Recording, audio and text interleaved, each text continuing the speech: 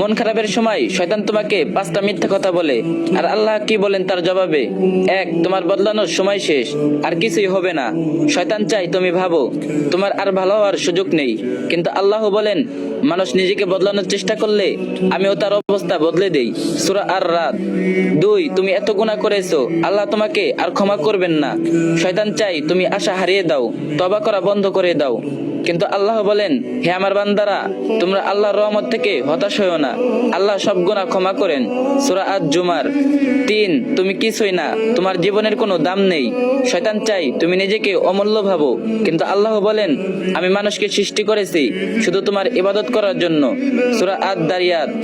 4, দেখো তুমি একা, কেউ তোমার পাশে নেই। শয়তান চাই তুমি নিজেকে একাকী মনে করো, কিন্তু আল্লাহ বলেন কষ্টের সাথে সাথেই আসে শান্তি। সূরা আশ-শারা। 5, তুমি কখনোই ভালো হতে পারবে না। শয়তান চাই তুমি চেষ্টা করা ছেড়ে দাও, কিন্তু আল্লাহ বলেন যারা আমার পথে চেষ্টা করে আমি অবশ্যই তাদেরকে পথ দেখাই। সূরা আল-আনকাবুত। শেষ কথা, শয়তানের ফাঁদে পা দিও না, তুমি যতই ভেঙে পড়ো না কেন, আল্লাহ তোমাকে কখনোই একা ফেলেন না, সবসময় তোমার অপেক্ষা করে থাকে তোমার ফিরে আসার জন্য। এই ভিডিওটি আরেকজনের সাথে শেয়ার করুন।